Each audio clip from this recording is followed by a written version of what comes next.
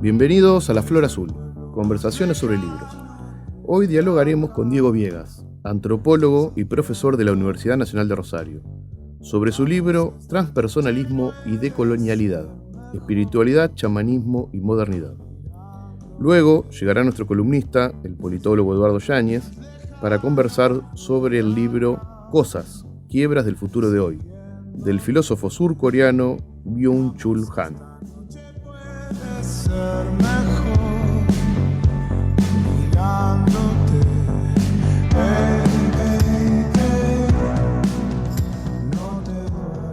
Nos acompañará la música de Gustavo Santaolalla, nuevas versiones de algunos de sus clásicos y un poco de la música que ha compuesto para diversas películas.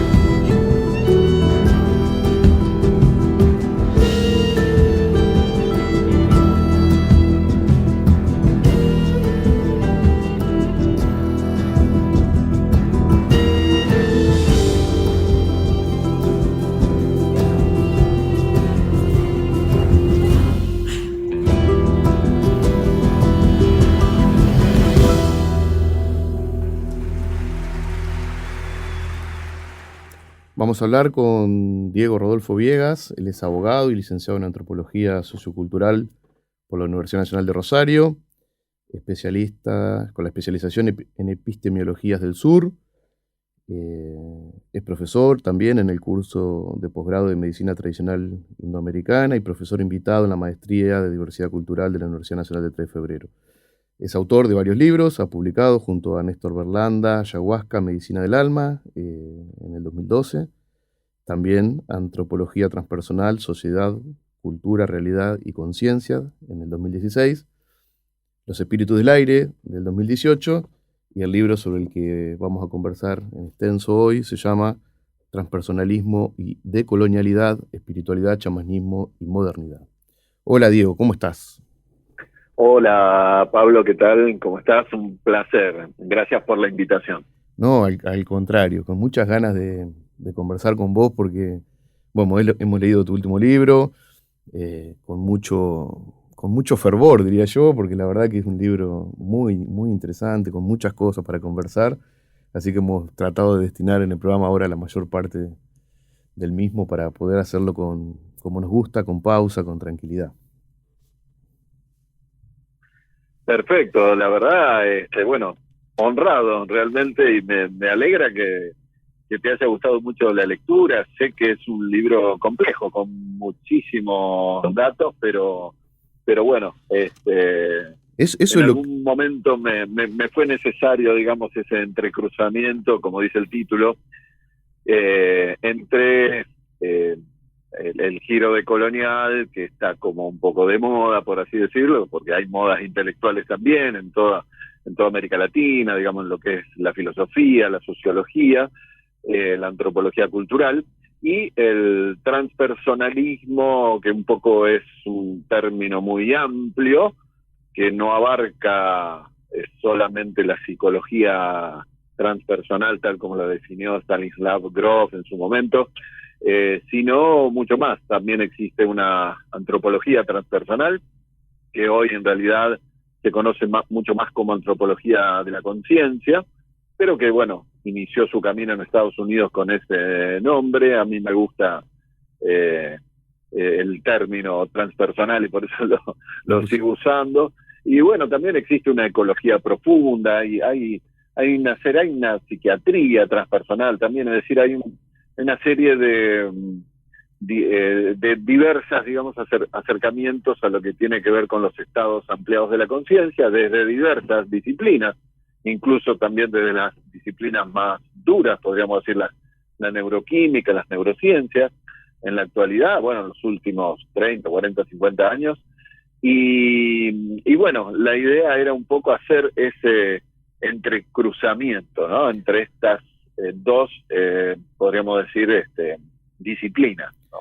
Bueno, sí, vamos a hablar ahora bien sobre todos estos temas, pero yo te quería preguntar para empezar, para presentarte un poco, que me gustó, bueno, me llamaron mucho la atención el tema de las dedicatorias, bueno, del libro, porque hay un tema que a mí siempre me convoca, digamos, que es este cruce entre autores, escritores, que tienen un pie puesto en este caso como vos en la universidad, y que aparte tienen una práctica, la antropología de por sí es una ciencia, digamos, que requiere andar en los territorios, conversar con la gente, y en las dedicatorias yo veía que le dedicabas vos, entre otras cosas, ¿no? Pero digamos, a tu compañero de trabajo, pero también a antropólogos como Palmer, Cushing, Benigar, y también a Carlos Martínez Sarasola, que yo sé que fueron escritores, estudiosos, y que comparten, creo, con vos esa doble vía de, por un lado, toda la cuestión más teórica y del estudio, y por otro lado, la cuestión de la práctica, de andar en los territorios. Me gustaría presentarte a vos desde ese lugar y que nos cuentes un poco cómo llevas esa doble vida. eh, bueno, sí, claro. Más que doble vida, digamos, fue una elección eh, personal que, bueno, obviamente tiene que ver con cuestiones que uno fue viviendo, tal vez casualmente, tal vez no. En realidad mi primer profesión, yo soy abogado, o sea, Claro, por que, eso llama la que nada atención. que ver con, Sí. nada que ver con la antropología, pero bueno, ocurrió que, bueno, igual durante mucho tiempo me convocaron cuestiones, digamos, sociales y culturales, sobre todo el tema de los mitos, que bueno, que hoy en día me dedico también al análisis de mitos, por lo menos como profesor en la cátedra. Pero bueno, yo era un joven abogado, digamos, urbano, aquí en la ciudad de Rosario, y bueno, si bien eh, había investigado un poco, digamos, en algunas cuestiones que tienen que ver con lo popular, lo cultural y demás, pero bueno, no era mi especialización. Ocurrió que justamente con un grupo de profesionales en aquel momento que pude integrar, que ya está cumpliendo más de 27 años, que es la Fundación Mesa Verde, dimos en ser los pioneros en traer una medicina tradicional, justamente conocida como ayahuasca, que en quechua quiere decir la liana del mundo de los espíritus, o la liana de los muertos, de acuerdo a las traducciones. Es un brebaje milenario que en los últimos tiempos también se ha convertido en una especie de difusión, digamos, y bueno, lamentablemente también en parte se ha mercantilizado, como todo lo que es una difusión cultural que viene desde el Amazonas, pero en aquel momento en Argentina, estamos hablando del año 1996, no se conocía demasiado, no somos un país amazónico, claro. Así que esto no forma parte de la cultura, como sí lo es la yerba mate, entonces no se sabía demasiado, ¿no? Entonces, bueno, dimos con una terapeuta que conocía y trabajaba con Luis Eduardo Luna, un antropólogo colombiano, afincado en Florianópolis, en Brasil. Pudimos invitarlo en aquel momento a nuestro país, a Luis Eduardo Luna, que trajo el brebaje consigo y que pudo, con él pudimos organizar el primer taller vivencial que hubo en la Argentina, ¿no? Entonces, que se dio en la ciudad de Buenos Aires. Después, ahí fue mi primer participación. La segunda fue ya directamente aquí en Rosario.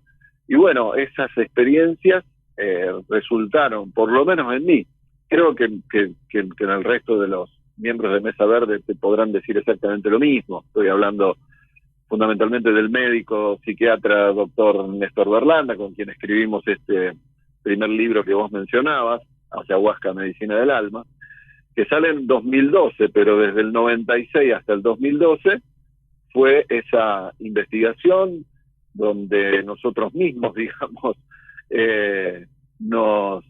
nos metimos a fondo, digamos, a experimentar en nosotros mismos subjetivamente los efectos de esta poción, que es una medicina, pero también es una, digamos, es psicoactiva. Entonces, bueno, para mí fue tan importante, digamos, por un lado, las cuestiones, digamos, personales, o lo que podríamos llamar una sanación a nivel, o autodescubrimiento, autoconocimiento a nivel personal, fue tan importante como el impacto que a mí me produjo el hecho de que no conocíamos esta sabiduría por ser,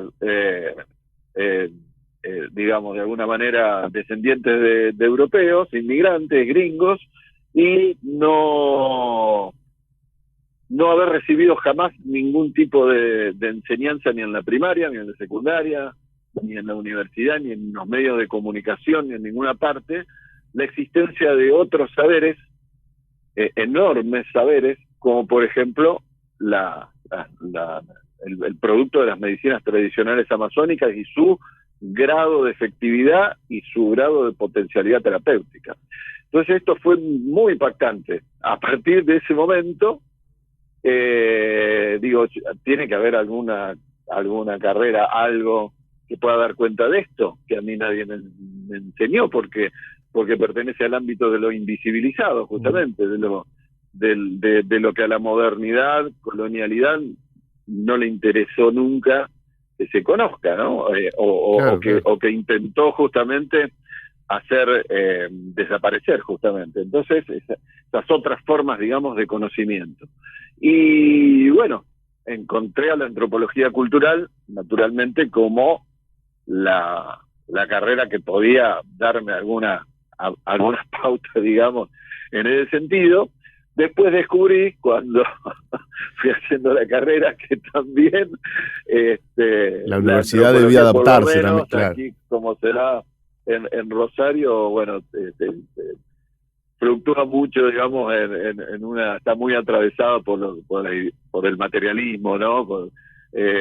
Y por el positivismo, Claro. y por lo tanto tampoco daba demasiada cuenta de esta evidencia. Es así que, bueno, de a poco fui convirtiéndome en lo que soy hoy, que soy un especialista en antropología de la conciencia, antropología transpersonal, que es algo muy novedoso aquí. Sí tiene desarrollo importante en Estados Unidos, un poquitito por ahí en Inglaterra, pero no en América Latina, por lo menos con ese Enfoque, con ese nombre, digamos, claro. ¿no? Y bueno, y aquí estamos, intentando todavía, digamos, tras los pasos de aquellas primeras experiencias, ¿no? Que nos transformaron profundamente. Y lo que hemos pasado por la universidad me parece que percibimos eso que vos estás diciendo, de que a veces como que la academia va un poco atrás de lo que se está estudiando. ¿En qué situación la ves hoy a la academia en general con respecto a estos saberes, a la incorporación de estas nuevas formas de ver el mundo, digamos? No, obviamente que hubo avances enormes, digamos, respecto seguramente a décadas atrás, ¿no? Pero igualmente yo sigo advirtiendo que todavía, claro, en este caso estamos hablando fundamentalmente de lo que tiene que ver con las medicinas tradicionales indoamericanas, y en las medicinas tradicionales a nivel mundial, si bien hasta la Organización Mundial de la Salud, hace muy poco se realizó un congreso internacional en la India bajo su auspicio y demás, es decir, la importancia que le otorga la propia Organización Mundial de la Salud es notoria, pero si bien ha habido algunos avances, creo que todavía no se comprende del todo que muchos de los diagnósticos, o incluso en la vida cotidiana de los médicos tradicionales, aparece esta cuestión de los estados ampliados de la conciencia, ¿no? Sí. Y la mayor parte de los profesores y demás, y sobre todo algunas de sus orientaciones filosóficas de base, impiden que ellos mismos accedan a tener la experiencia de un estado ampliado de la conciencia. Y sobre todo, como, bueno, habrás leído a cada instante en el libro, mi insistencia en que esos estados ampliados de la conciencia deben ser transformadores, porque también ocurre que pueden no serlo, y en muchos casos no lo son.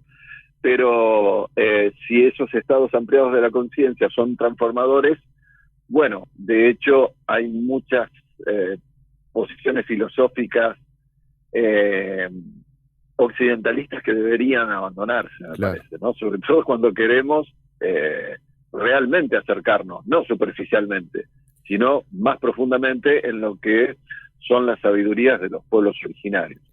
Más Eh, que nada porque además en la actualidad lo que estamos viviendo lamentablemente es que va desapareciendo, digamos, esa medicina tradicional en el mundo, y a medida que nosotros como occidentales, como académicos, nos vamos transformando y mejoramos nuestras herramientas de interpretación para acceder mucho más eh, profundamente justamente a estos saberes, esos saberes están siendo eliminados muy rápidamente, ¿no? Con el extractivismo, con el avance digamos, del capitalismo en las zonas más fronterizas, bueno, con todo lo que ya sabemos, ¿no? ahora vamos a hacer una pausa. Yo te quería presentar. Hay muchísimas cosas para hablar.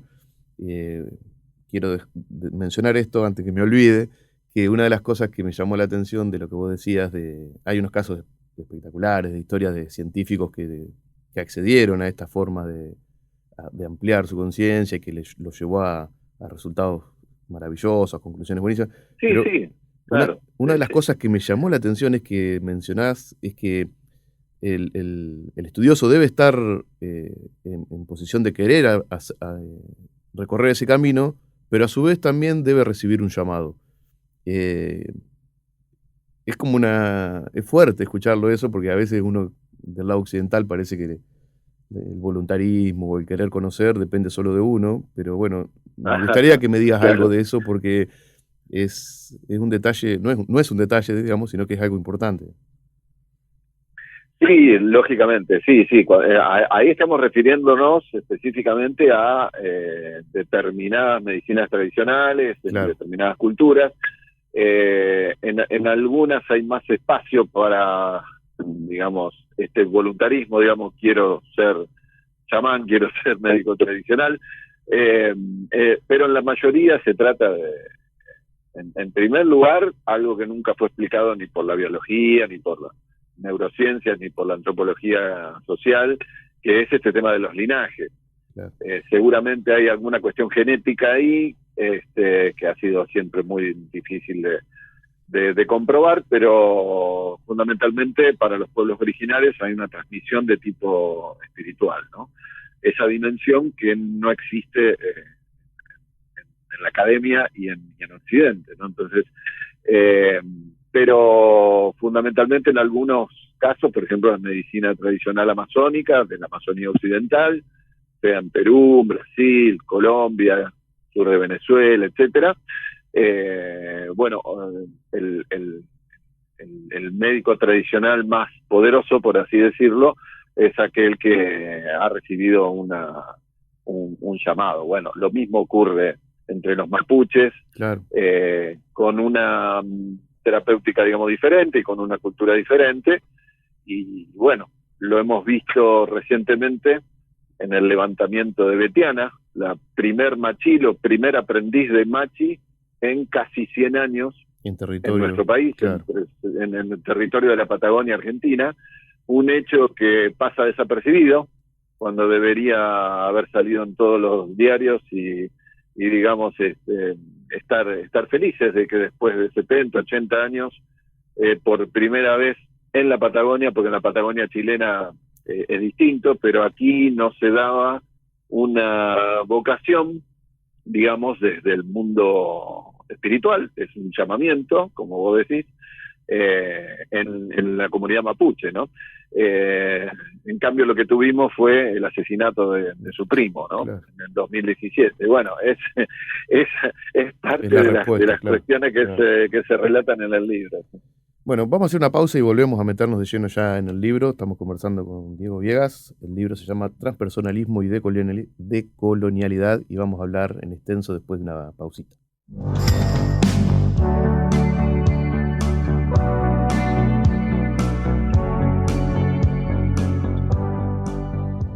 Estamos en la Flor Azul, conversaciones sobre libros, hablando con Diego Viegas. Es el autor del libro Transpersonalismo y Decolonialidad, un libro que se refiere, como su título lo dice, a la espiritualidad, el chamanismo y la modernidad. Bueno, Diego, me gustaría que empezar, digamos, para mucha gente que por ahí no tiene un acercamiento a esta temática. eh, yo sé que es difícil preguntar eh, sobre una explicación sencilla del transpersonalismo y los estados ampliados de conciencia. Uno cuando lee el libro se da cuenta que como que va entendiendo la cosa después de muchas explicaciones de diferentes autores y también de las experiencias de los propios participantes de este tipo de experiencias. Pero me gustaría que expliques un poco de qué se trata toda esta cuestión, sobre todo para la gente que no está cercana a la temática. Bueno, perfecto, sí, claro, no es sencillo, pero bueno, Sí, podemos hacer el intento. Englobo dentro del término transpersonalismo, como decía antes, a un montón de disciplinas que intentan investigar, ya sea desde la antropología, desde la psicología, desde presupuestos ecológicos incluso, etcétera, los estados ampliados de la conciencia, es decir, eh, para Occidente, digamos, es interesante unas categorías creadas por el antropólogo transpersonal Charles Loughlin, que él habla de culturas monofásicas y culturas polifásicas. Cultura monofásica, es decir, que solo valida un estado de conciencia, que es el estado de vigilia, en el electroencefalograma, el estado beta en general, es el estado que estamos ahora, por ejemplo, vos, tus oyentes, la gente de la radio, que estamos prestando atención, que estamos conscientes de lo que ocurre alrededor y demás, ese es un estado de conciencia. Pero, por ejemplo, para que la gente lo entienda muy bien, todas las noches nos vamos a dormir y ahí pasamos a un estado diferente de conciencia, que es el sueño, y que no deja de ser un estado ampliado de la conciencia, aunque lo compartimos toda la humanidad, todos dormimos, ¿no? Y tenemos periodos de sueño, incluso dentro del estado dormido, periodos en los que no tenemos sueño, pero seguimos estando en un estado de conciencia diferente, que es el de dormido, y en general los científicos han descubierto más de una veintena de estados de conciencia diferente, entre los que vamos fluctuando. Por ejemplo, a veces estamos esperando el colectivo y no viene nunca, y entonces de pronto nuestra mente es como que ha sido raptada, no sabemos, por algunos segundos no sabemos dónde estuvimos, hasta que tenemos el colectivo encima y de pronto lo vemos y es como que cobramos conciencia nuevamente, ¿no? Entonces, y no sabemos dónde estuvimos, dónde estuvo nuestra cabeza en ese breve tiempo perdido que no estuvimos en ningún lado, ¿no? Bueno, eso es porque vamos fluctuando continuamente entre diferentes estados de conciencia, siempre dentro de lo que sería el modo de la vigilia, que es el que necesitamos obviamente para vivir en nuestra vida cotidiana. Pero la gran mayoría de las civilizaciones antiguas, incluido mismo Occidente en la antigüedad, pensemos en la antigua Roma, en la antigua Grecia, etcétera, como todas las sociedades tradicionales en el mundo y las sociedades tradicionales que aún perviven, han utilizado y han integrado más de un estado de conciencia.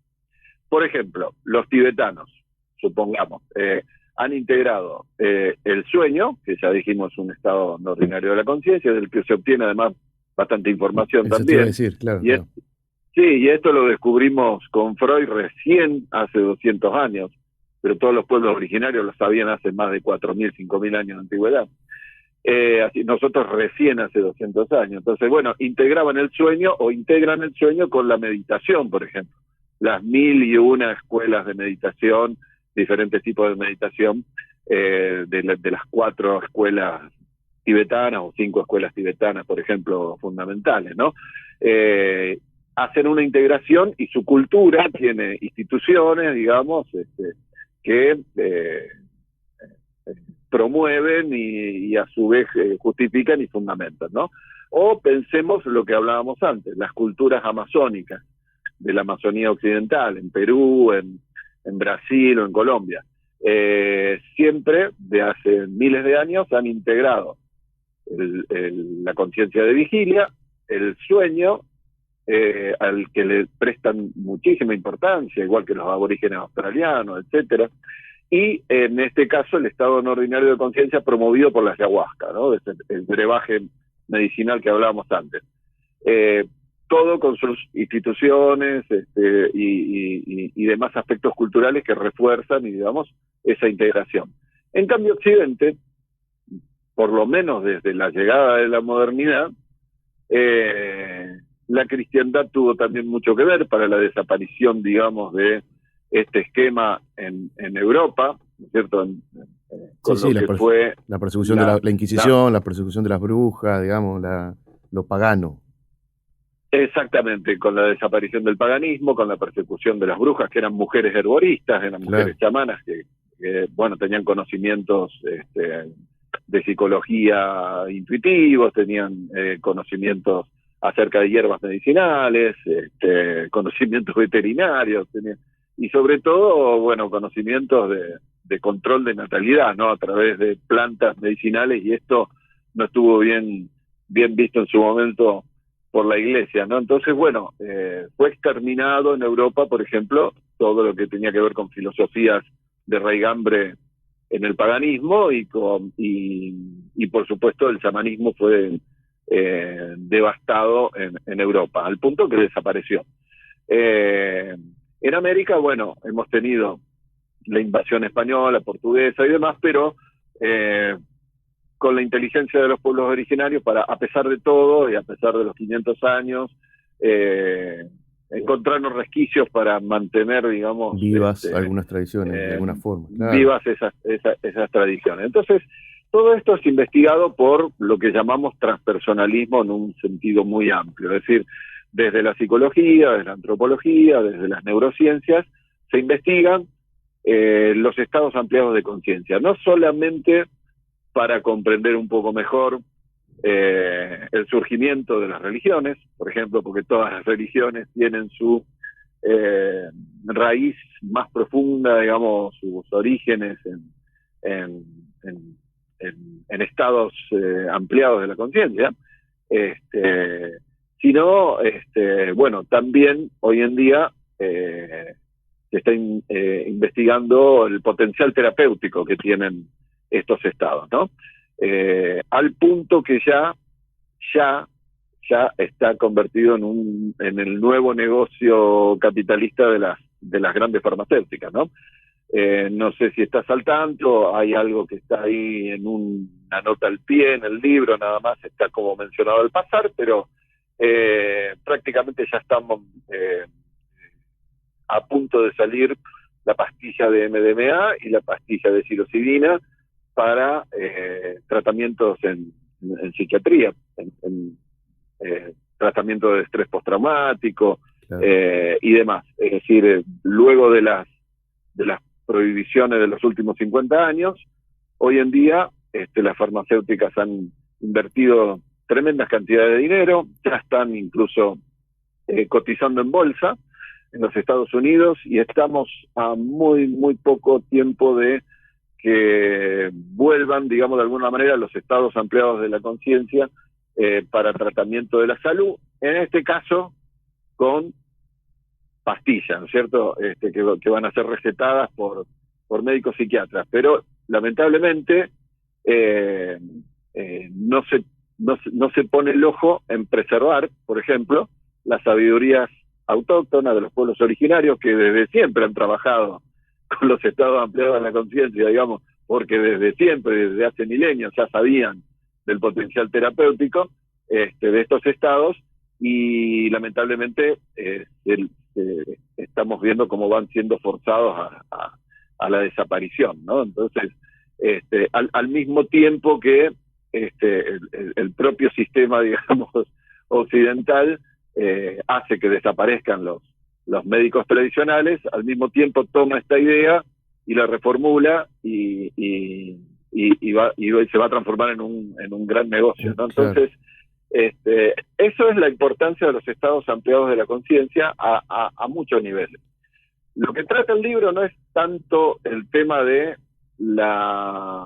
el potencial terapéutico, sanador, que por supuesto lo tienen, sino que aquí, en este libro, me propongo demostrar que cuando esas experiencias, que son sanadoras de por sí, y que pueden ser transformadoras, van un poco más allá de lo que puede ser una buena terapia psicológica, digamos.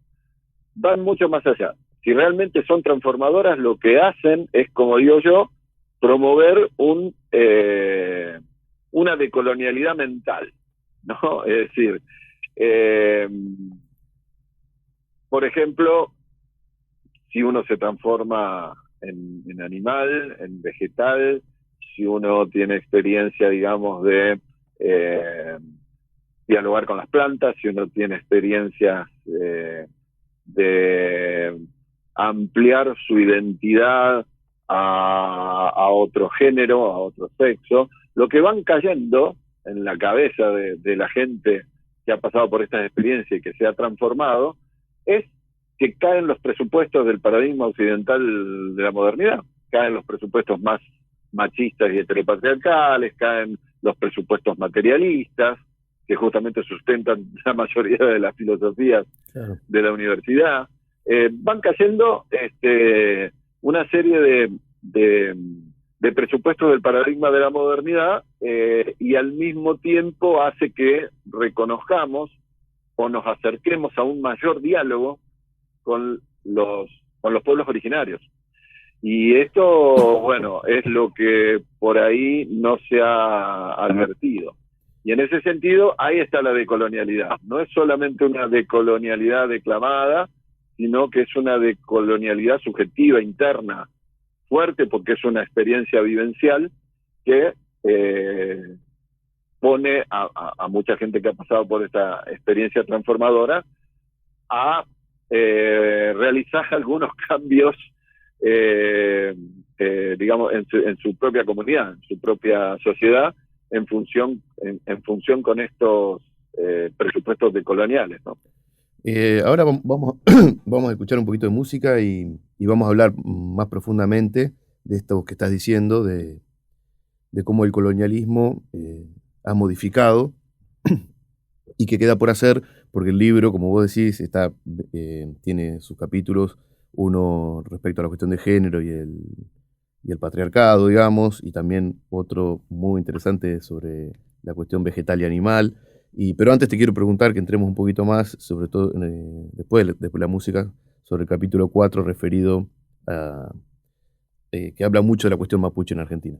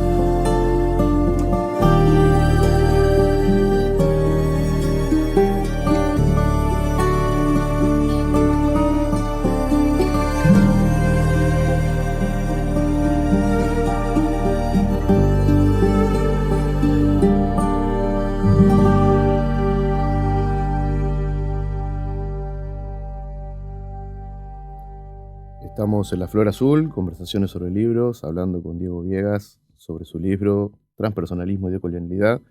Te quiero preguntar, Diego, un comentario, porque me parece que el capítulo 4 sobre el liberalismo versus los estados ampliados de conciencias, más allá de que habla del chamanismo maya, se detiene mucho en la cuestión mapuche en la Argentina, que es un tema que me parece que es muy interesante abordarlo desde la perspectiva que lo haces vos, porque más allá de reconocer y de plantear los abusos que ha tenido el Estado con el pueblo mapuche, eh, como vos decías, celebrar el nuevo, que ha vuelto a aparecer una machi en lo que hoy es territorio argentino, y haces en uno de los capítulos una historicidad de las machis conocidas en los últimos, bueno, no sé, 100 años serán, con alguna experiencia incluso de un hospital donde Ñancufil y Phillips hacen como un breve encuentro de saberes. Me parece que me gustaría que nos cuentes un poquito de esto, me parece muy interesante. Sí, claro. Bueno, la cuestión mapuche está siempre álgida. Aquí, ¿no es cierto?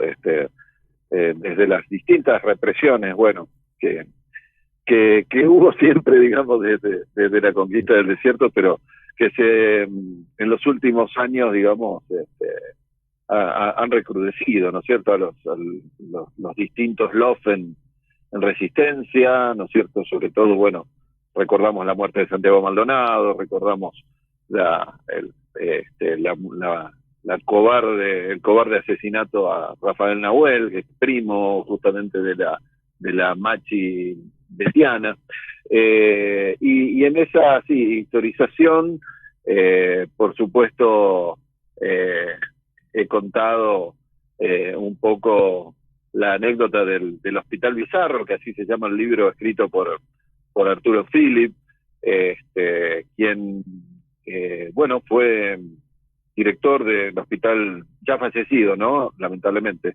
Fue director en los años 80 del Hospital Neuropsiquiátrico de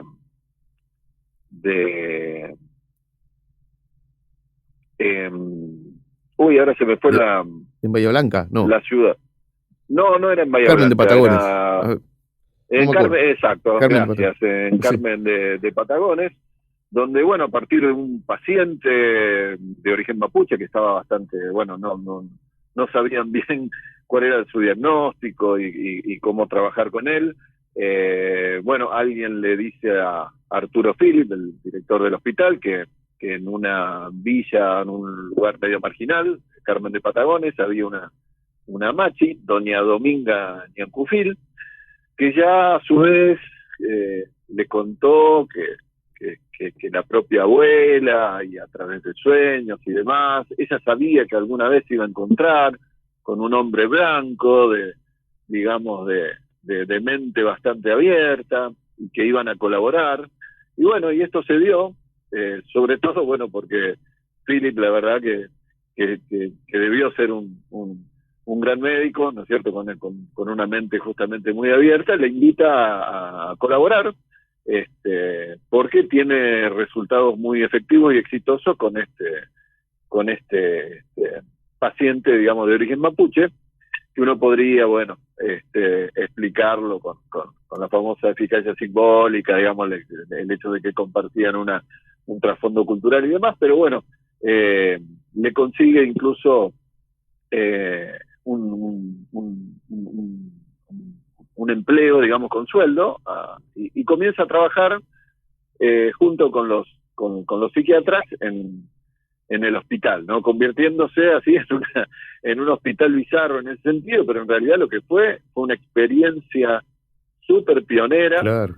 de diálogo de saberes, lo que en palabras de Boaventura de Sousa Santos sería la ecología de saberes que él propone. Bueno, aquí hubo una ecología de saberes en una experiencia completamente pionera, que lamentablemente, y no es casual, cuando ya en los años 90 se implanta fuertemente el neoliberalismo en la Argentina, obviamente dejan otras funcionarios más conservadores deciden terminar con la experiencia de, claro, de esta colaboración entre la medicina tradicional mapuche, y por un lado, y por otro lado la psiquiatría occidental, que había sido muy efectiva, no solamente en este paciente, sino en muchos otros, y no solamente mapuches, sino no mapuches también. Bueno, se corta con este proceso, y bueno, lamentablemente Ñancufil muere al poco tiempo, y el doctor Phillips exilia en Francia, donde muere también.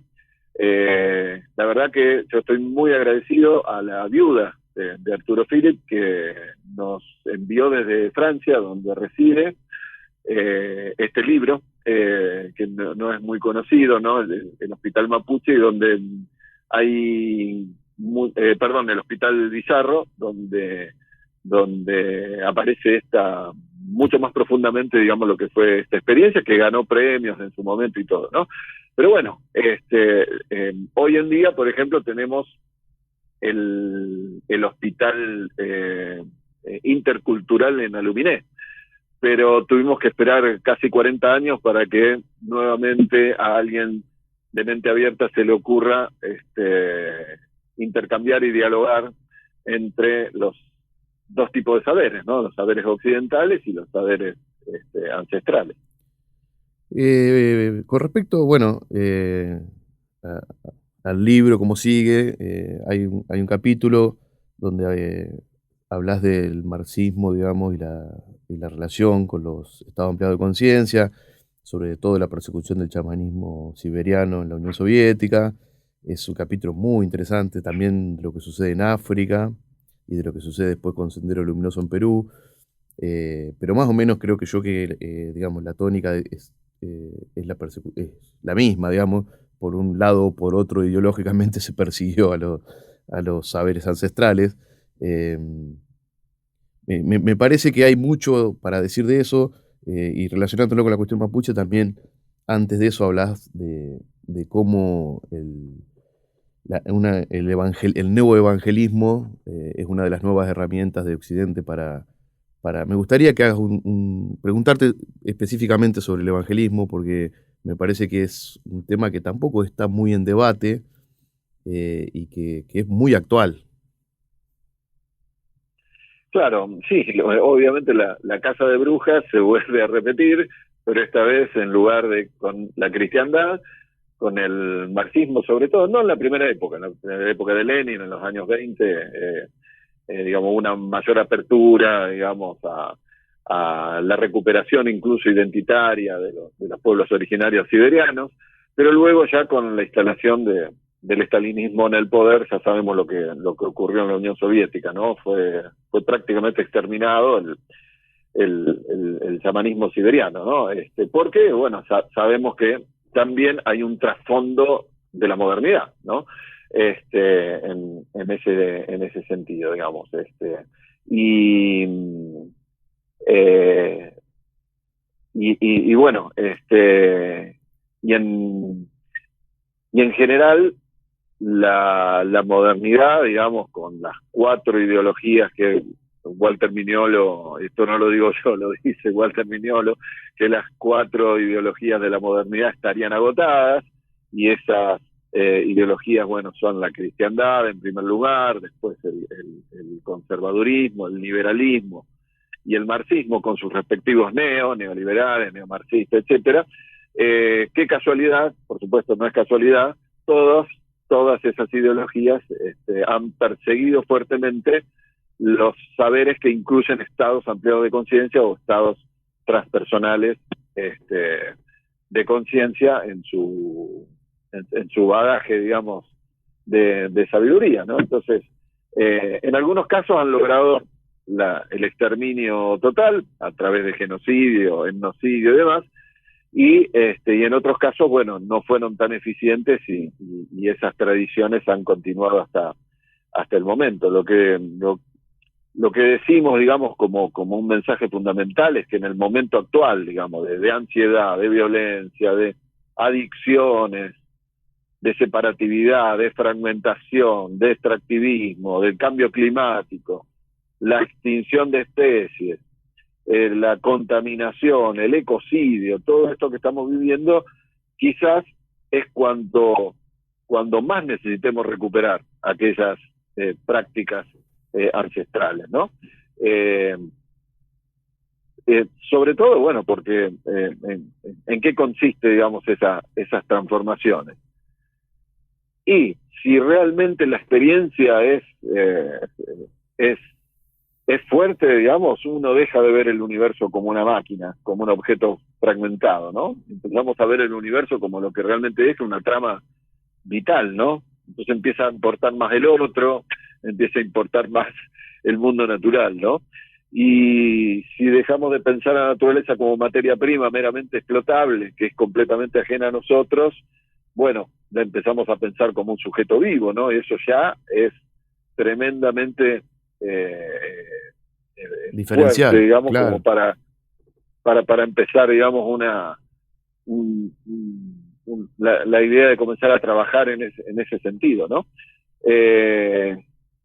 Hasta el tiempo también, ¿no? Dejamos de pensar el tiempo como absoluto y como lineal, porque o lejano, digamos, porque en general todas las experiencias transpersonales, bueno, se llaman justamente transpersonales porque llevan nuestra identidad mucho más allá de nuestro ego, ¿no? Entonces, en ese sentido empezamos a pensar más el tiempo en situaciones de sincronicidad, ¿no? Y en general, bueno, incluso se puede pasar de la idea de un Dios padre externo y patriarcal, digamos, a una idea más bien del retorno de la diosa, ¿no? Entonces, creo que las epistemologías reduccionistas, que todavía son las que siguen vigentes en la actualidad, bueno, reciben, digamos, un buen cachetazo, digamos, con las experiencias transpersonales, ¿no?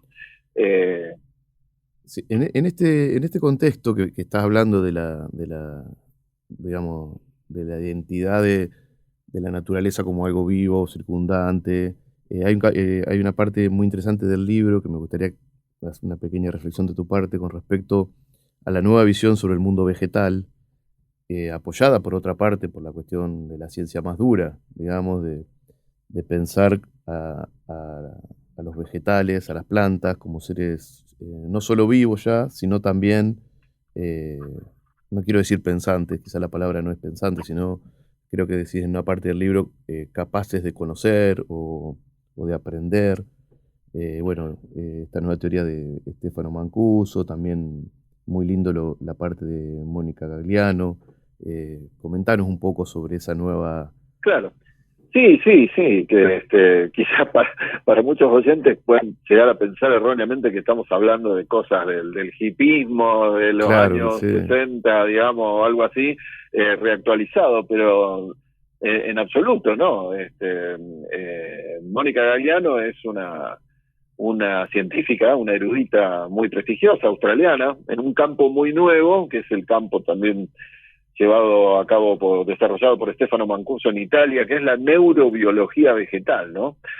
Que ya de por sí es bastante polémico el nombre, porque bueno, sabemos que las vegetales no tienen cerebro, entonces neurobiología vegetal, y sin embargo, en uno de sus libros más exitosos, Gagliano, que se ve que es muy desprejuiciada, no tiene ningún problema en contarnos cómo ella fue articulando no solamente sus grandes descubrimientos científicos de laboratorio en este nuevo campo de la neurobiología vegetal, sino también cómo su misma carrera científica, digamos, fue cambiando y fue también en ascenso a partir de sus propias experiencias con las medicinas tradicionales y con los estados ampliados de conciencia, como podemos llamarlas, sus propias experiencias transpersonales, ¿no?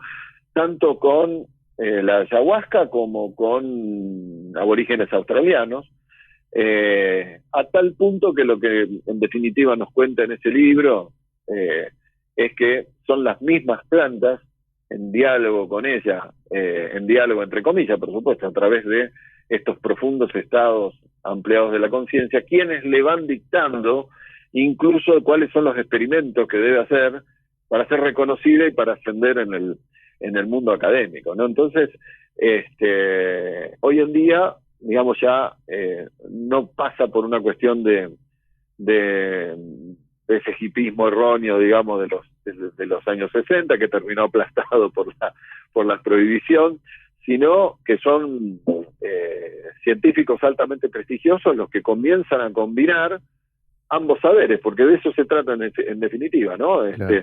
En un campo muy nuevo como la neurobiología vegetal, lo combina Galeano con saberes ancestrales, con la comunicación directa con los vegetales a través de lo que siempre hicieron los pueblos originarios. Esa comunión en forma directa, pero que solamente se puede obtener en un estado transpersonal, en una identidad que vaya mucho más allá del ego, ¿no? Claro. Bueno, Diego, mirá, tengo que hacer una pausa, vamos a hacer una pausa y quiero volver para preguntarte sobre dos viajes que hiciste que me parecen lindo poder escucharlo de boca tuya. Al reino de Bután, por una parte, en el 2019, que es una experiencia que está contada en el libro, pero también te quiero preguntar, porque te he visto que has viajado últimamente a Catamarca, a la Cueva de la Candelaria, las pinturas rupestres de Ancasti, y que también es una experiencia que quiero que nos cuentes. Vamos a escuchar una canción y volvemos.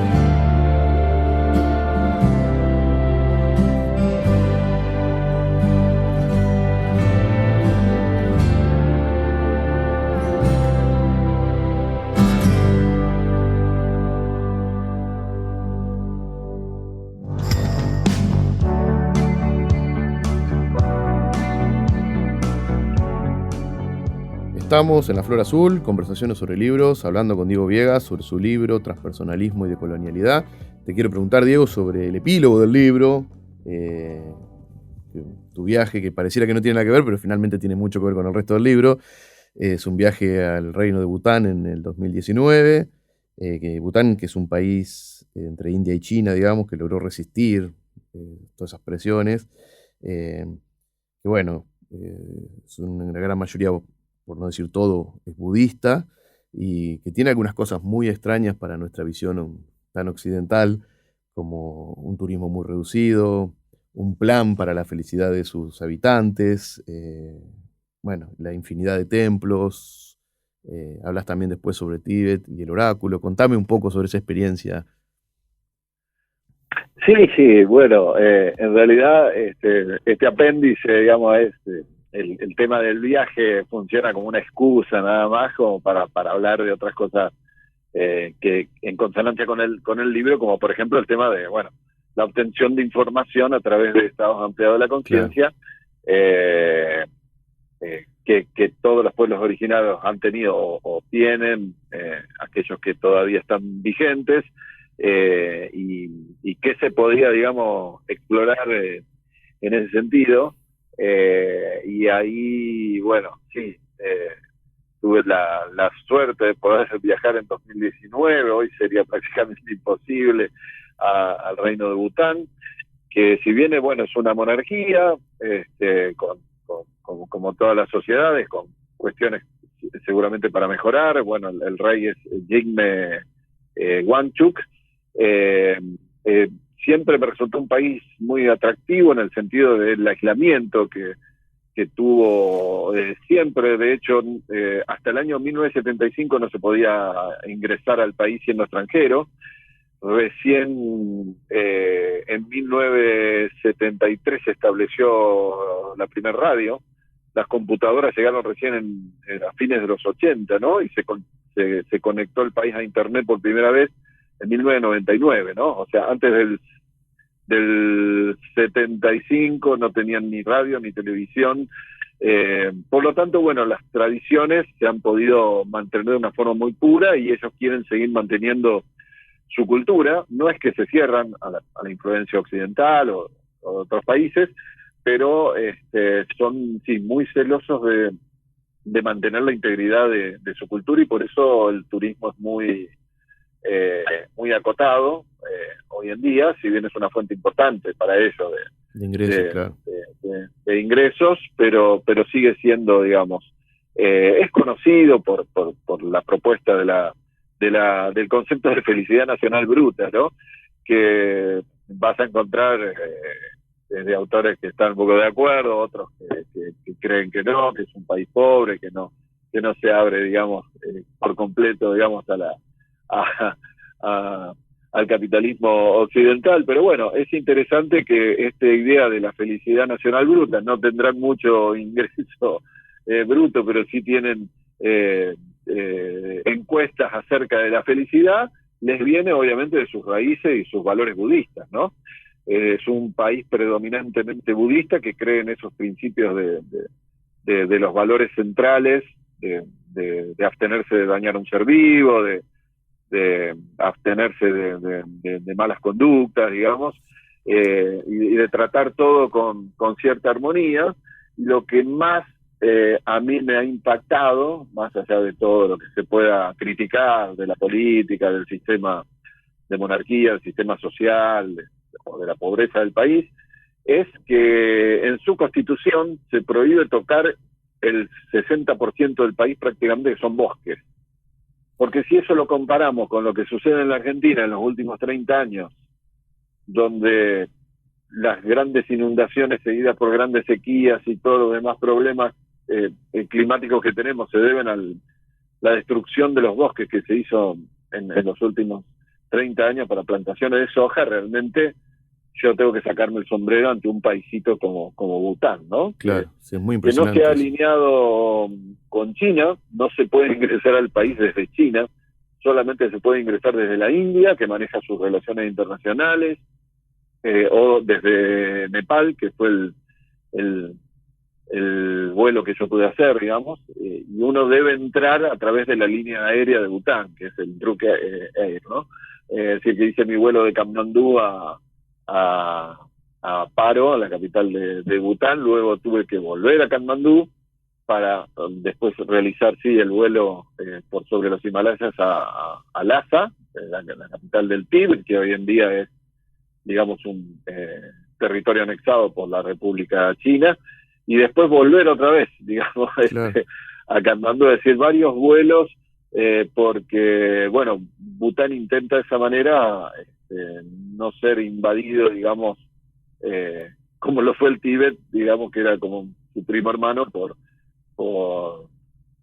China, ¿no? Entonces, pero bueno, como digo, el viaje sí fue fantástico, obviamente, porque además yo soy practicante de meditación, tanto Mahamudra como Dzogchen, pero bueno, mucho más Dzogchen, pero tengo refugio, digamos, en la escuela Kagyupa, Y Bután es el único país del mundo que tiene como religión oficial la escuela Kagyu, una de las 4 escuelas del budismo tibetano, ¿no?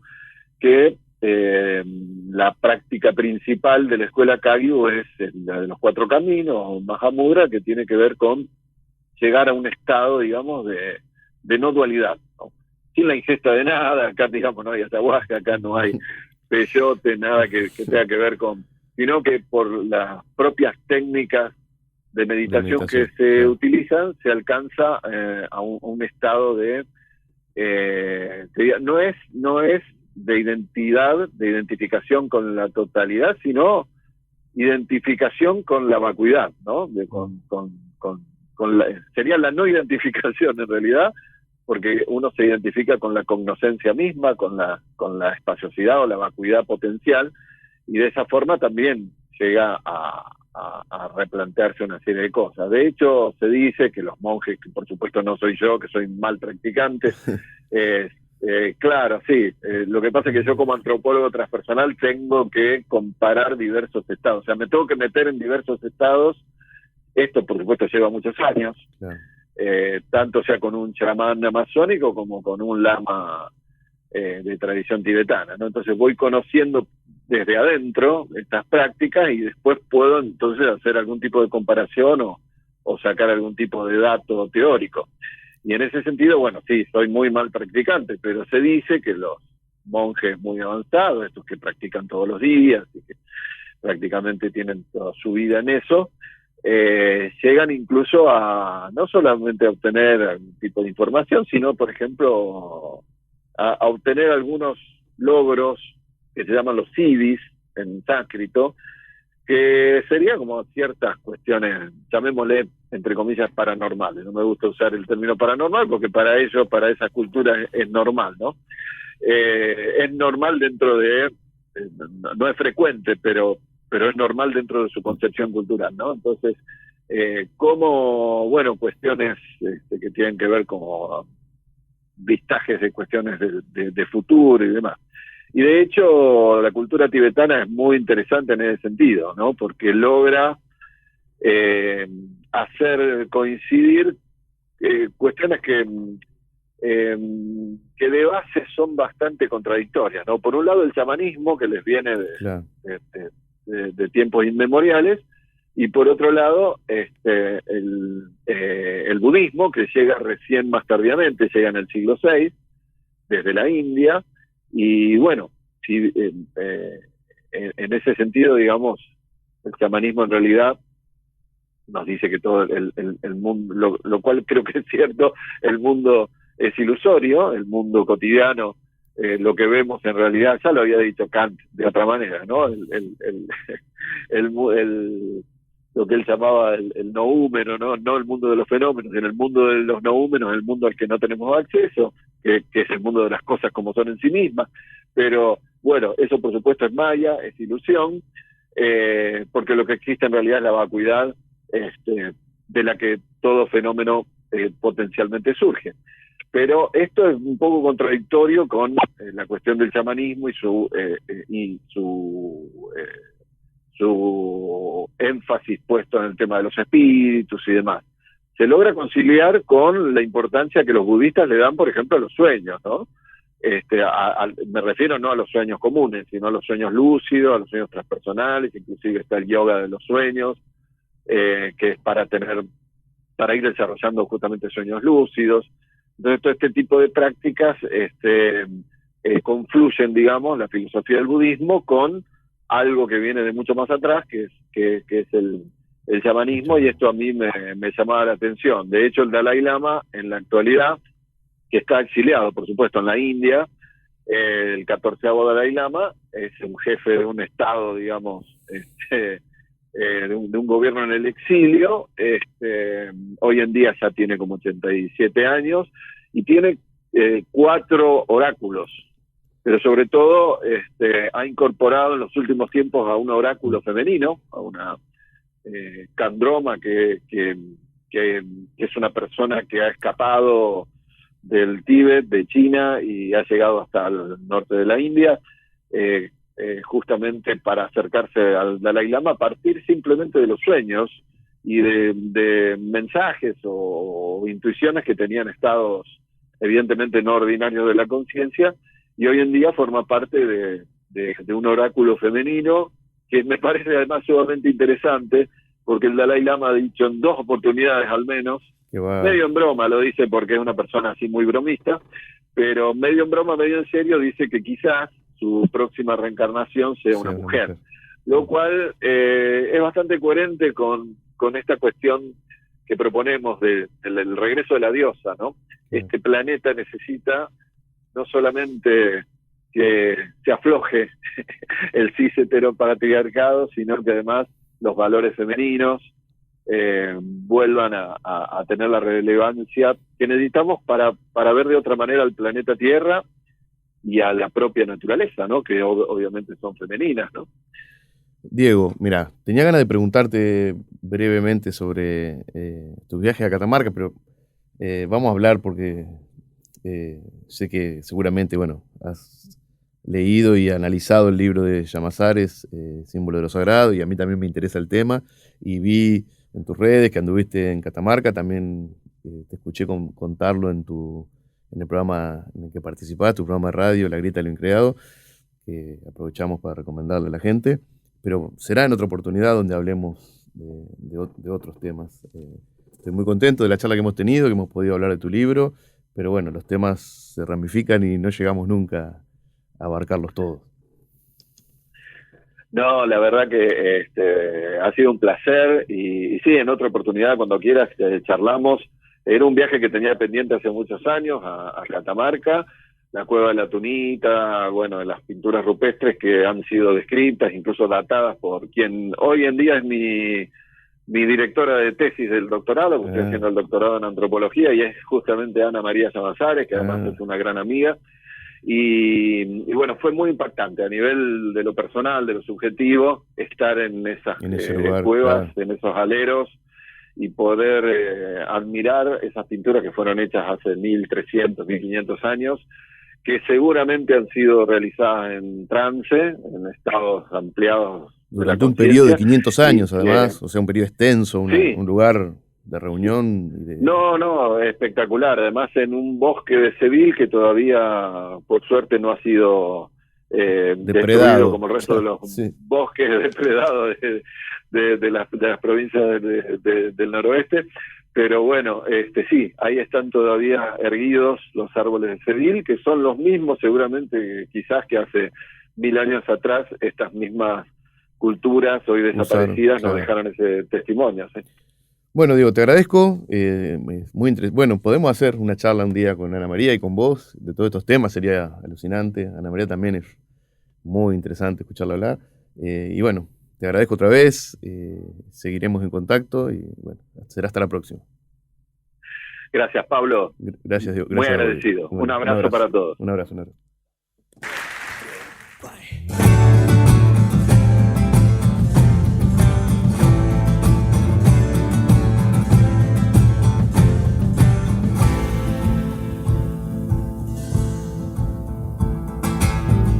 Orilla del río, te veo, me ves, nos vemos. Tu mirada en mi mirada y el río siempre en el medio, y el río siempre en el medio.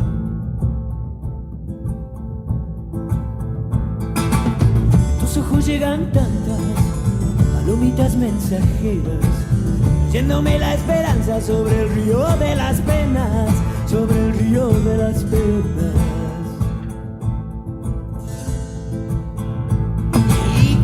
Solo sé que las lágrimas de los ojos lacerando nubes blancas de tu mejilla y mi rostro en un luminoso vuelo se unirán en el cielo, en un luminoso vuelo se unirán en el cielo.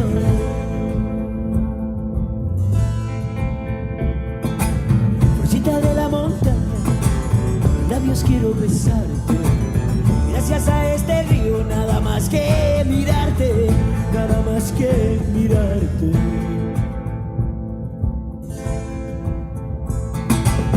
Aquella orilla del río, tu corazón se agita. Mientras tanto el mío, dale que grita, dale que grita. grita, que grita. Y cuando yo no sé que las lágrimas de los ojos nacerán dos nubes blancas de tu mejilla y mi rostro, que en un luminoso vuelo se unirán en el cielo, que en un luminoso vuelo se unirán en el cielo.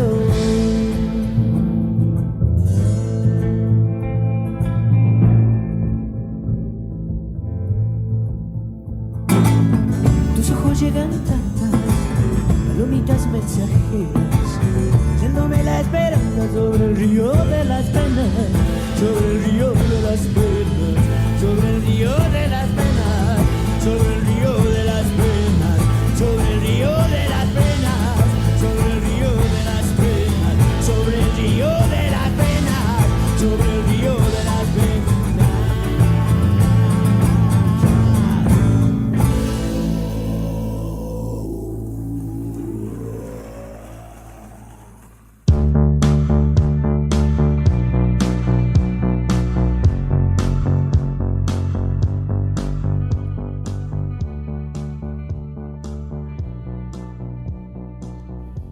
Estamos en La Flor Azul, conversaciones sobre libros, con nuestro columnista Eduardo Yáñez.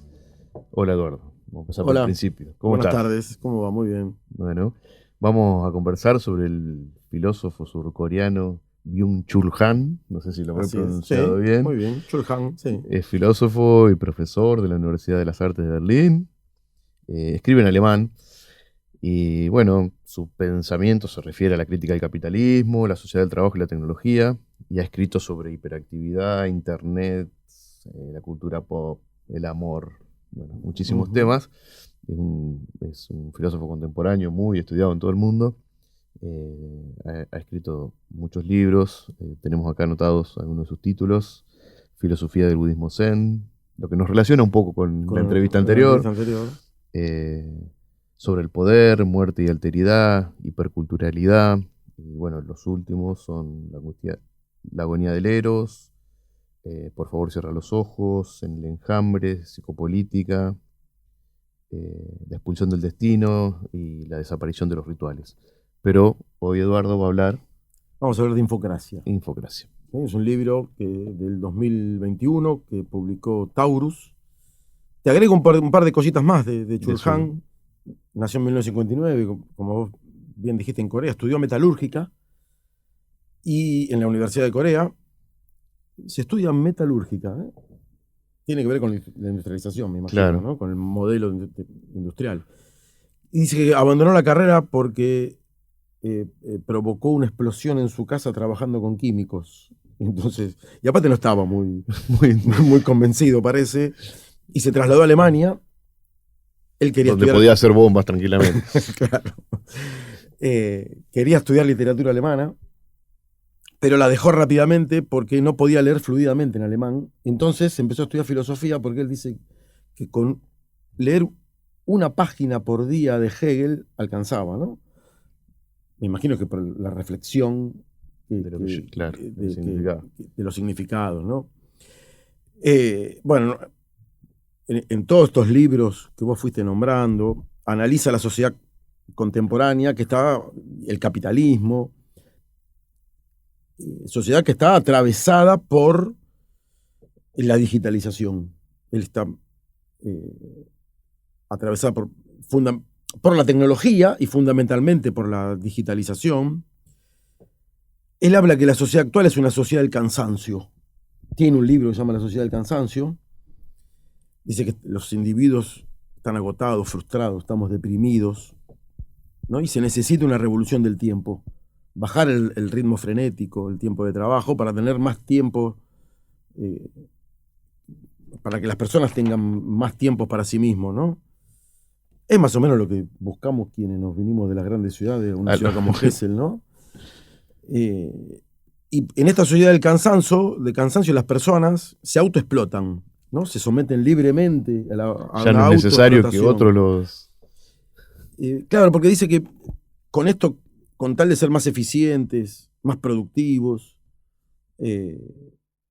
esto nos conduce al agotamiento, al fracaso, a la depresión, Y si tenemos algún problema, están los libros de autoayuda, dice Chulhan, como que, ¿no? El capitalismo También produce los libros de autoayuda para que sigas claro, siendo eficiente y productivo, ¿no?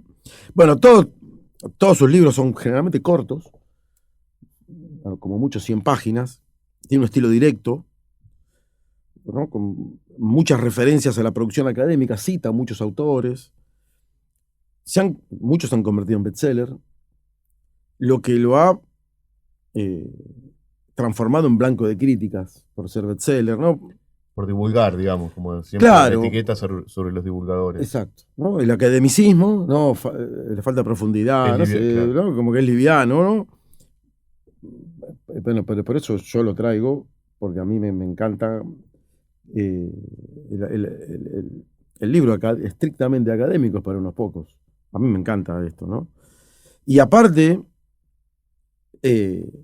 porque está reflexionando sobre cosas en el medio del proceso, logra reflexionar, ¿no? Este proceso, hoy, ya que hablo un poquito del contexto, se habla de que vivimos en la sociedad de la información.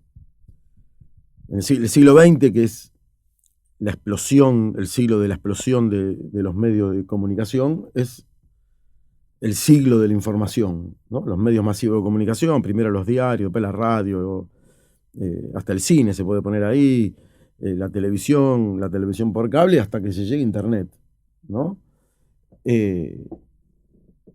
Y en esta sociedad de la información dominada por Internet, lo más importante son los datos, es lo más valioso. Hoy es lo más valioso en el mundo, más que el oro, que el petróleo. Cada vez que nosotros utilizamos la compu o el celu, estamos generando datos. Cada vez que hacemos un like, buscamos algo en Internet, producimos algún contenido, ¿no? Estamos generando datos. Somos como la mina y los mineros a la vez, ¿no?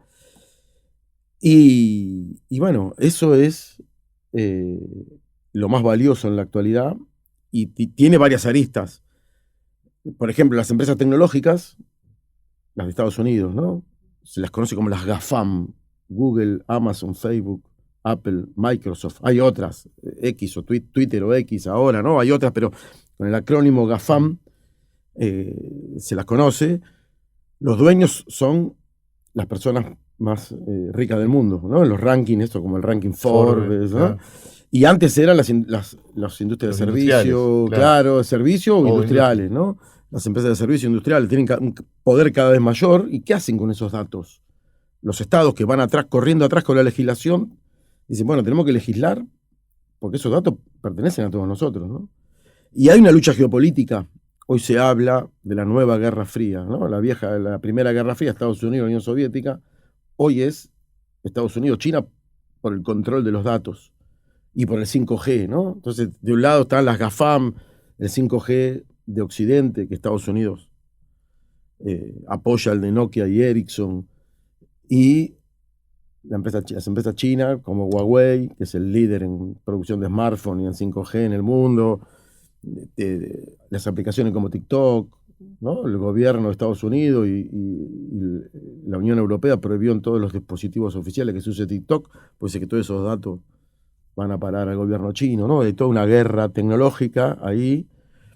Y bueno, quien posee más información, que es la Big Data, ¿no? La gran cantidad de datos, y las procesa más rápido, de forma más eficiente, más rápida, y la utiliza más rápido, junto con la inteligencia artificial, ahí es la que domina el mundo. Bueno, Chulhan, en medio de este proceso, muchos de estos libros que vos nombraste, está presente la digitalización, y acá analiza la digitalización y la política, ¿no? Se llama infocracia, que es como una desviación de la democracia, ¿sí? Tiene 5 partes el libro. El primero describe, en la primera parte, se llama régimen de la información, describe este proceso que yo conté a grandes líneas, ¿no? Y él dice que es una forma de dominio en la que la información y su procesamiento mediante algoritmos e inteligencia artificial determinan de modo decisivo los procesos sociales, económicos y políticos. Y las personas estamos degradadas a datos y a ganado. Somos como un ganado que se cuenta nada más, ¿no? Y él acá empieza, dijimos que nombra a muchos académicos, cita continuamente, dice que la forma del capitalismo, la forma de dominación del capitalismo industrial, citando a Foucault decía que era un régimen de la disciplina, ¿no? Nos normalizan a través de ciertas instituciones como las escuelas, las cárceles, las fábricas, los hospitales, a partir del panóptico, la figura del panóptico, ¿no? Y acá hay se va pasando a otro régimen, y Churkán dice que el régimen de la información no percibe ninguna biopolítica. Su interés no está en el cuerpo, se apodera de la psiquis mediante la psicopolítica. Hoy el cuerpo es, ante todo, objeto de estética y fitness. Al menos en el capitalismo informativo occidental, está en gran medida liberado del poder disciplinario que lo convierte en una máquina de trabajo. Ahora está secuestrado por la industria de la belleza, ¿no? Foucault decía que nos disciplinaban a través de todos estos mecanismos normalizadores, y bueno, ahora va adquiriendo otras formas, ¿no? Yo voy a ir citando algunas citas textuales, si no me pierdo. Dice que en el régimen de la información el dominio se oculta fusionándose por completo con la vida cotidiana. Se esconde detrás de lo agradable de los medios sociales, la comodidad de los motores de búsqueda, las voces arrulladoras de los asistentes de voz o la solícita servicialidad de las smart apps. El smartphone está demostrando ser un eficaz informante que nos somete a una vigilancia constante, ¿no? Hace un tiempo leí, cuando leía esto de la nueva guerra fría entre Estados Unidos y China, hay un libro muy interesante en la Universidad de Rosario que se llama Geopolítica y Big Data, ¿no? Un área de la Universidad de Rosario, de la política, de la carrera de Relaciones Internacionales que estudia esto. Y en una de las partes del libro citan un informe, un artículo, esos artículos de investigación que hacen los diarios, ¿no? De dos periodistas del New York Times. Fueron a algunas de estas empresas tecnológicas de Estados Unidos, las grandes high-tech, y la conclusión, o sea, hicieron informe, hablaron, les mostraron algunos de los archivos, y la conclusión fue que si la gente común supiera los contenidos que almacenan, todos estos datos que estamos hablando, que almacenan estas grandes empresas tecnológicas, nunca más usarían un smartphone, ¿no? Bueno. ¿Querés que vamos a una pausa si querés? Sí, y después seguimos con el próximo capítulo. Con el próximo Dale.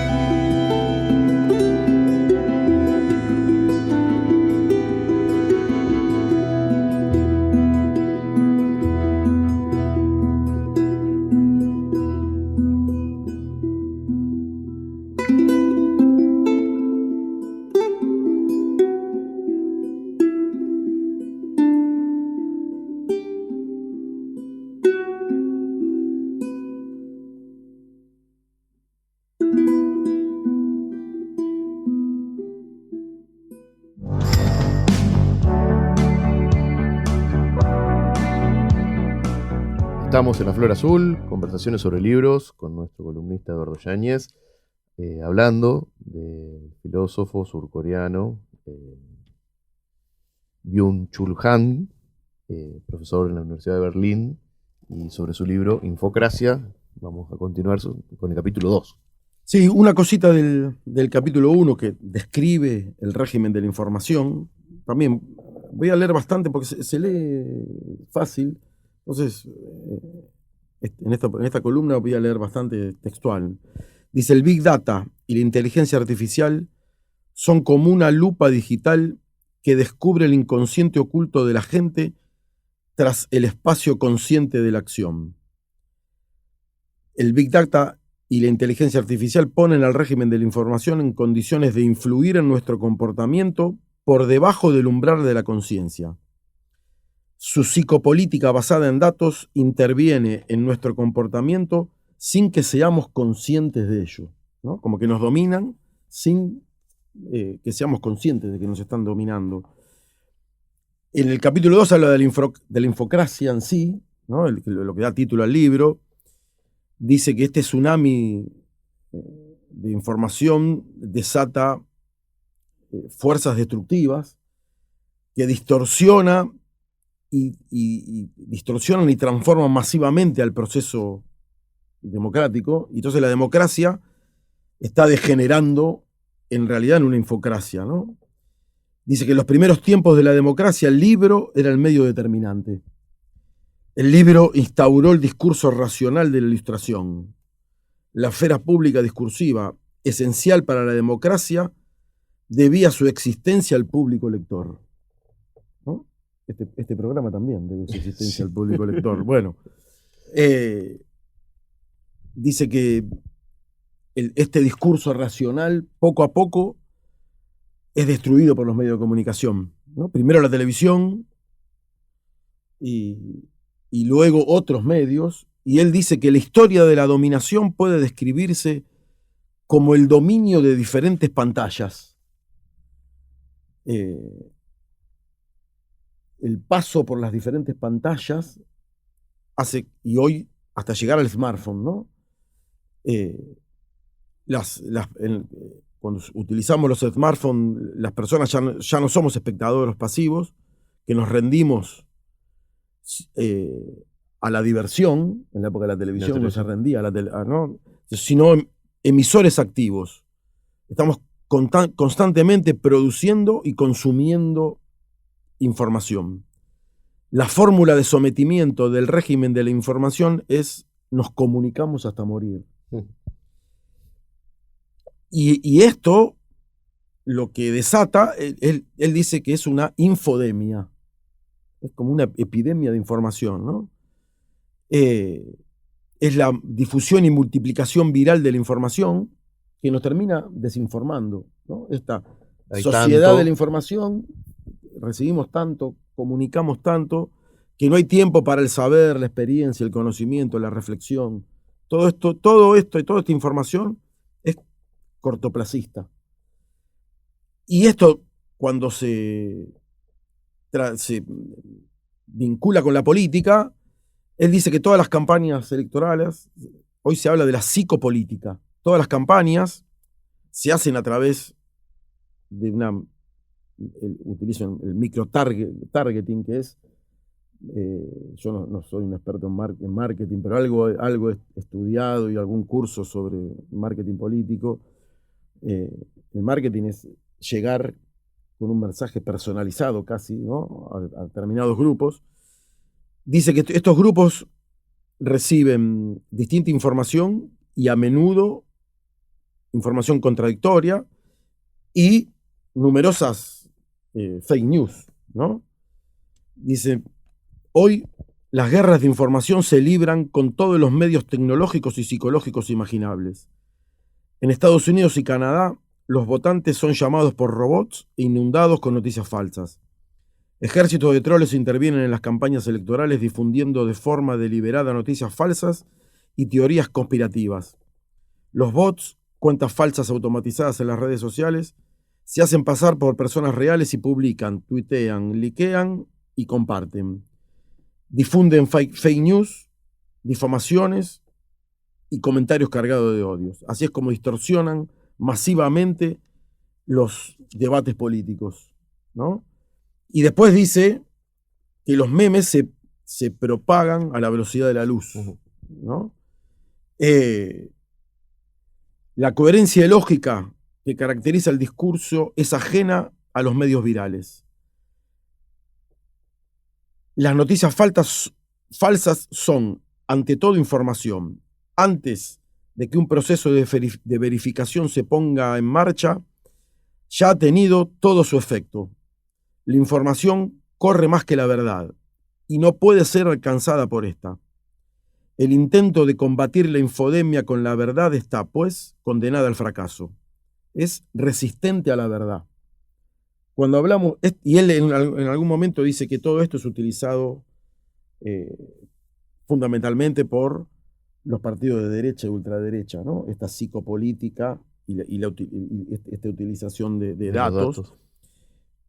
Cuando hablamos del libro de Stefanoni, La rebeldía se volvió de derecha, ¿te acordás que hablábamos de esto, de los memes, ¿no? El capítulo 3 habla del fin de la acción comunicativa. Acá dialoga mucho con Jürgen Habermas, es un filósofo y sociólogo alemán de la escuela de Frankfurt, todavía vive, tiene 94 años. Es de la segunda generación, la escuela de Frankfurt se fundó en 1924 en Alemania, la primera generación, Adorno, Horkheimer, ¿no? Dialéctica de la Ilustración. Bueno, Habermas es la segunda, no sé si es la segunda o tercera generación de la escuela de Frankfurt, todavía vive, y él, una de sus obras de los conceptos más famosos es la teoría de la acción comunicativa. Dice que en el Estado de Derecho, la voz del otro es clave para lograr consensos y para la democracia.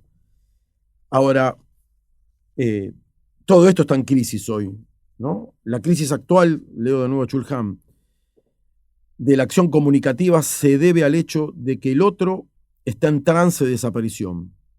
La desaparición del otro significa el fin del discurso. Este hecho priva a la opinión de la racionalidad comunicativa. La expulsión del otro refuerza la compulsión autopropagandística de adoctrinarse con las propias ideas. Este autoadoctrinamiento produce infoburbujas autistas que dificultan la acción comunicativa.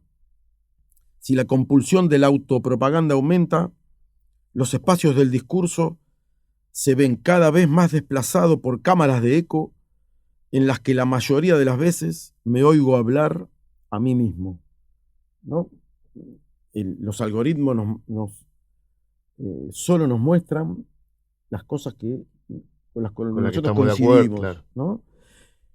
Muchos analistas dicen que hoy se habla de la grieta en Argentina, ¿no? Es algo a nivel mundial, que las redes sociales acentúan muchísimo esto. Yo siempre hay dos películas que él habla, en alguna de ellas la nombra en el libro. Una se llama Nada es privado, un documental que está en Netflix. Él lo nombra acá, y otro es El dilema de las redes sociales. Y ahí se explica esto, cómo los discursos de odio, esto que vivimos en una burbuja, entonces nos parece algo, vemos algo que es distinto a lo que nosotros estamos continuamente consumiendo y bueno, polarizamos, ¿no? Y él dice que esto es una crisis del escuchar, ¿no? Hay una incapacidad de escuchar, una desaparición del otro, y esto es una crisis de la democracia. Leo nuevamente, como para terminar el capítulo, dice: en lugar de discurso, tenemos una guerra de identidades. Ya no nos escuchamos. Escuchar es un acto político en la medida en que integra a las personas en una comunidad y las capacita para el discurso. Crea un nosotros. La democracia es una comunidad de oyentes. La comunicación digital, como comunicación sin comunidad, destruye la política basada en escuchar. Entonces, solo nos escuchamos a nosotros mismos. ¿Cómo estamos de tiempo? Me quedan 2 capitulitos rápidos. Bueno. ¿Estamos? Sí. Bueno. El capítulo 4 habla de la racionalidad digital, ¿no? Es una forma de racionalidad que prescinde del discurso.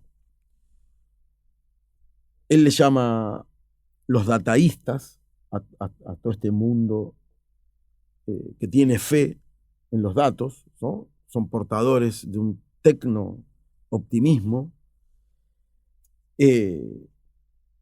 Y dice Chulhan, la minería de datos entre el Big Data y la inteligencia artificial encuentra soluciones óptimas a los problemas y conflictos de una sociedad concebida como un sistema social predecible. El Big Data y la inteligencia artificial toman decisiones más inteligentes, incluso más racionales. Desde el punto de vista dataísta, la racionalidad digital es muy superior a la comunicativa, ¿no? Los dataístas dicen que en esta nueva sociedad basada en datos e inteligencia artificial, la política no va a ser necesaria y la ideología tampoco, ¿no? Se puede prescindir por completo de la política. Por primera vez en la historia, la humanidad dispone de los datos que le permitirán un conocimiento total de la sociedad. Nos promete un mundo sin guerras ni crisis financieras en el que incluso las enfermedades infecciosas podrán detectarse y detenerse rápidamente. Todas las decisiones relevantes de una sociedad se van a tomar a partir de la Big Data y la inteligencia artificial, ¿no? Y lo único que cuenta es el intercambio eficaz de información. Los partidos políticos y la ideología solo tienen sentido en una sociedad en la que prevalecen las desigualdades o diferencias de clase, ¿no? Esto es lo que dicen los dataístas, ¿no? Bueno, obviamente Chulhan está en contra de esto, ¿no? Porque esto dice que esto es la infocracia, ¿no? Esto de que la inteligencia artificial y la Big Data son una deformación de la democracia y un peligro para la democracia. Y en el último capítulo habla de la crisis de la verdad. Dice que en el siglo XXI, el nihilismo del siglo XXI es la pérdida de fe en la verdad. Vivimos en una época de posverdad, ¿no? Crisis de la verdad. El nuevo nihilismo es un fenómeno del siglo XXI, fruto de las distorsiones patológicas de la sociedad de la información. Se alza cuando perdemos la fe en la propia verdad. En la era de las fake news, la desinformación y la teoría de la conspiración, la realidad y las verdades fácticas se han esfumado, ¿no? Ya no hay distinción entre verdad y mentira. Han dice que estamos informados pero desorientados, ¿no? Tanta información que recibimos nos termina desorientando, ¿no? Es el fin de los grandes relatos, ¿no? Y dice que la crisis de la verdad es la crisis de la sociedad. Las personas que actúan políticamente están obligadas a decir lo que es verdad, a preocuparse por la comunidad, utilizando el discurso racional y el discurso de la verdad. Hoy, en cambio, hay una degeneración de esta libertad concedida a todo el mundo para decir cualquier cosa. De hecho, cualquier cosa que a uno le guste o que le beneficie, ¿no? Esto es un escenario de posverdad, porque solo la libertad de decir la verdad crea una verdadera democracia. Sin ella, la democracia se aproxima a la infocracia, ¿no? Y leo el último cachito de la última cita, si la encuentro. En el orden digital, la verdad deja paso a la fugacidad de la información. Hoy vamos a tener que conformarnos con la información. Es evidente que la época de la verdad ha terminado. Bueno, no es muy optimista. Pero está... El análisis profundo, a mí me parece que... porque ponen en palabras y en conceptos muchas de las cosas que nosotros percibimos en nuestra realidad cotidiana, intuimos y vamos viendo, y que se aceleraron, porque esto de la digitalización va a pasos agigantados, ¿no? Y todo este mundo se acelera terriblemente en la última década. Estamos inmersos, nosotros nos estamos dando cuenta que argumentar ya es cosa del pasado. Hoy es el mundo de la imagen, ¿no? Y que cualquiera dice cualquier cosa y queda instalado como si fuera una gran verdad, ¿no? Y por más que después se rebata eso, ya está instalado, claro. Lo que quedó, ¿no? Y esto, bueno, esto lo vimos cuando vimos el libro de Stefanoni, también hablaba bastante de eso. Bueno, nos quedamos pensando. Bueno. Ya no tengo más para decir. Fui rápidamente. Se terminó todo. Bueno, gracias, Eduardo. Gracias a ustedes. Nos despedimos de La Flor Azul.